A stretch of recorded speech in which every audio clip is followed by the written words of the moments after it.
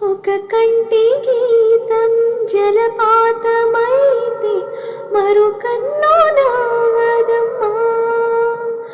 నా పరువాల పరదాలు తొలగించి వస్తే కన్ను